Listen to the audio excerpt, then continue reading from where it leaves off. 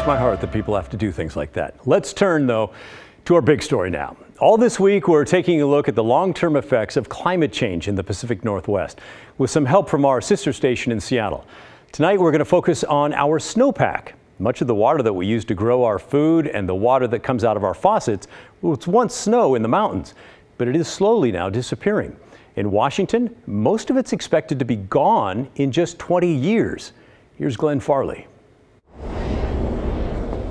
As snow piles up through another decent winter, Go ahead and put these on. Scott Petit dons his snowshoes. I haven't worn these things for a year, better. He works for a federal agency that measures snow, the Natural Resources Conservation Service, part of the U.S. Department of Agriculture. And at a snow measuring site across Highway 2 from the Stevens Pass ski area, he's showing us how those measurements are taken by hand. But no, for the most part, snow measurement is mostly automated these days.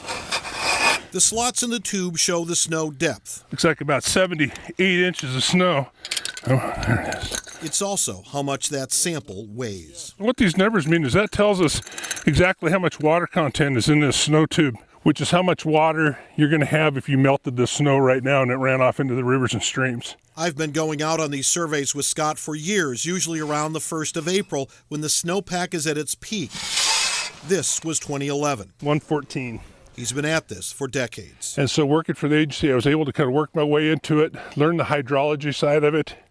And, I've been doing it for 30 years now. NRCS, part of the U.S. Department of Agriculture, USDA, everybody said, okay, this is for farmers, but this isn't just for farmers.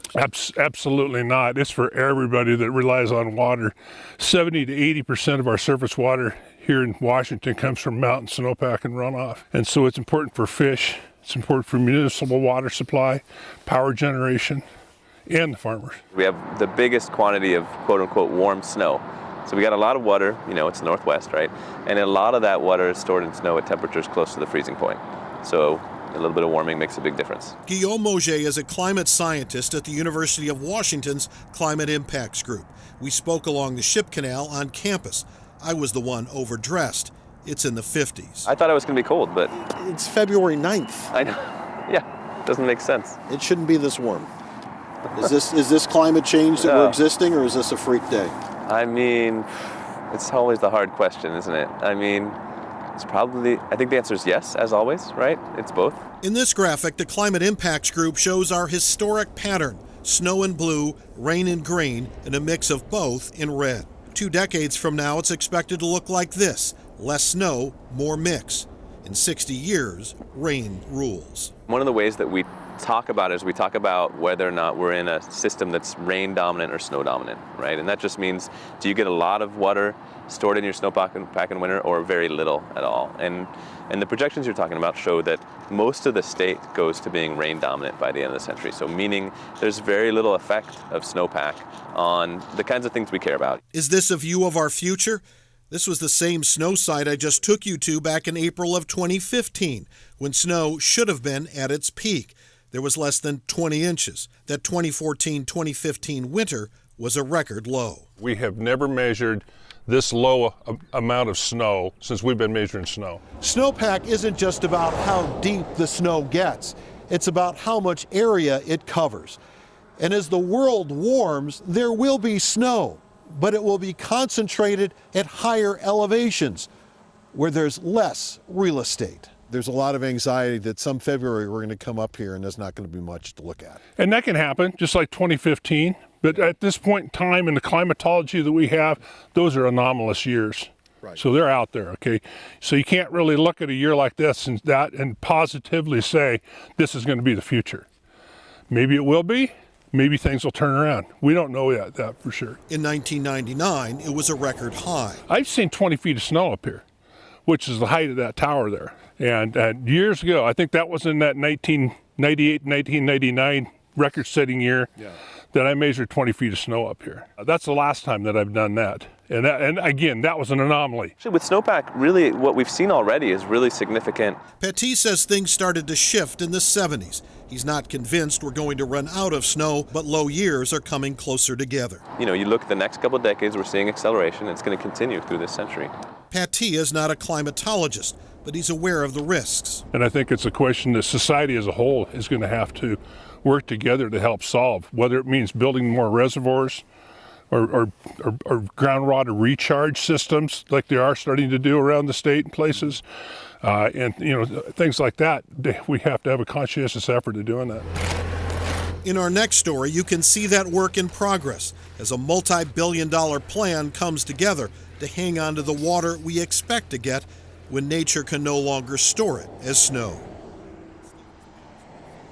That was Glenn Farley reporting. Let's bring in Chief Meteorologist Matt Zaffino now. Matt, I'm guessing winter days like today when it's rainy and kind of warm, not great for the snowpack? Yeah, I mean, that's what logic would dictate. And if it's low elevation snowpack we're talking about, then yes, that's true. It will melt the low elevation snowpack. But if we're talking about a snowpack that's 5-10 feet deep, like we have up in the Cascades right now, that can actually hold the water and save it and sequester it. It just becomes more dense snow, and it holds onto it for a while. It solidifies the snowpack, makes it very stable. So it's kind of a yes-no answer. Low elevation, yeah, it melts it. The upper elevations can hold it. It's 37 degrees up at Timberline right now, and there's been a lot of rain, like over 1.5 inches of rain up there, but we may not lose all that water. I want to talk about the snowpack and what we've done couple times this winter, a couple of data points here for you.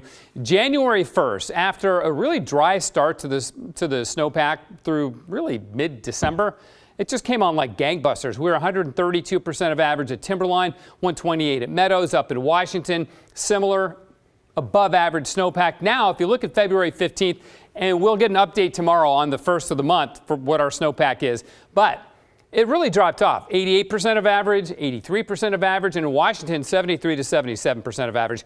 Not terrible, but not exactly what we want to see. So the point here is we see these fluctuations not only within a year, but year to year. And, they made a couple of very solid points in that Glenn Farley story about how that year of 98, 99, we had that record snowpack on Mount Baker, over 1,000 inches over the course of the season. It's still the record for North American snowpack in a single season. And then 2015, really low. That wasn't a straight line down. There's lots of variations. Some years are up, some years are down.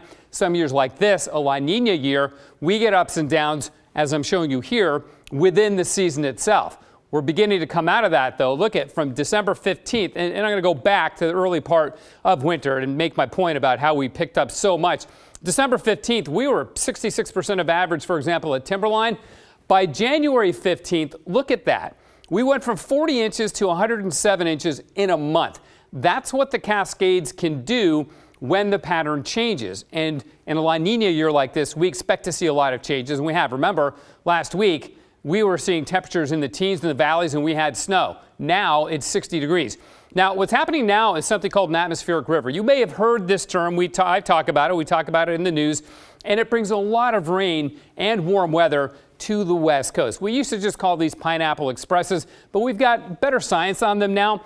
And they're really interesting because what it is a narrow, fairly narrow, usually band of low elevation, really moisture-rich content air that slams into the West Coast from the tropics, and we get these incredible rainfall days like we did today, 5-6 inches of rain in the Coast Range and the Cascades.